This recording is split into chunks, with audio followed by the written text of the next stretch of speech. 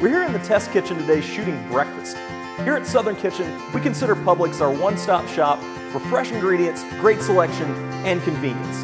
Enjoy the same quality products you expect sent directly to your door with Publix Delivery, powered by Instacart.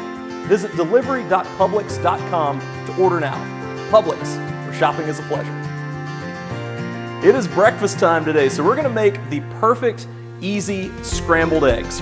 I like to go with about 2 eggs per person. So as you can see, we're going to do 2 people, so I've got 4 eggs in our bowl. We're going to scramble them. I like to use a fork. You can use a whisk if you like, but just kind of give each yolk a little poke with your fork, and then try and lift up from the bottom, kind of in a larger stirring motion. This is really a great way to do it for an omelet as well. You're looking to combine, almost fully homogenize the yolk and the whites. So now that our eggs have been beaten, we've got a non-stick skillet. Our ballerini is here over about medium heat. We're going to add some butter to this, just about a tablespoon. We're going to get our butter melted and foamy, because when this starts, it's really going to be all about heat control and moving it on and off the heat so we have nice, soft, cloud-like curds that still come off a little bit runny. That's the hallmark of perfect scrambled eggs. Let our butter foam just a bit. This is the hallmark of a really good cook. It may be deceptively simple, but perfect scrambled eggs are not easy to do. One thing to note, I haven't seasoned these. If you were to add salt early on, the eggs would toughen and almost become rubbery and then give off water when they're heating up. So we're going to season them towards the end. So eggs are going in. I've got a rubber spatula here. It's going to be the best tool for the job.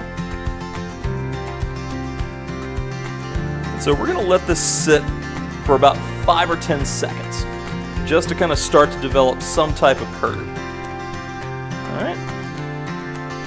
And now just start working it together. We're going to start with bigger strokes to get it on the bottom all together, and then we're just going to make smaller, more deliberate movements to help keep smaller curds. If you wanted to do more of a British style scrambled egg, you could do this in the pot and you would scramble them when they were in the pot cooking. If you were to do more of a French style, you could do this over a double boiler. It would take you about 30 to 45 minutes. It's delicious, but for just a good all-purpose American style scrambled egg, this is really the way to go.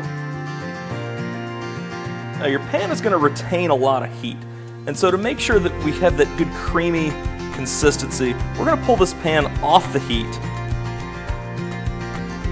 and continue to stir.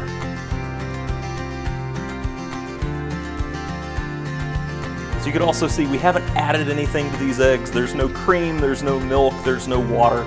You know, if you work it on and off the heat, you shouldn't need to add anything to your eggs. Okay, so we're going to go back on the heat. So you can see right now they're starting to set, but they're not done just yet. You just want to keep using the residual heat that's in the pan to cook these gently. Taking care not to overcook. This isn't too far away from our final texture. I want you to see the way it kind of flows off the edge of our spatula here. We just want this set a little bit more.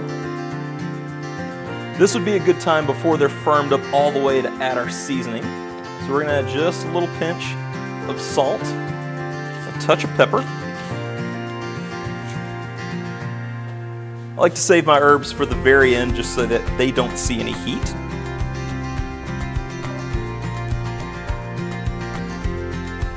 Okay, so this is about the point we're going to pull them off. The eggs have tightened up just a little bit, but they're still very, very creamy. I turn our heat off. This would be a great time to add herbs if you like. I like chopped chives in mine, but you can really put whatever you like into them. I like to serve mine on a plate that's a little bit warm, just because eggs can go cold very quickly.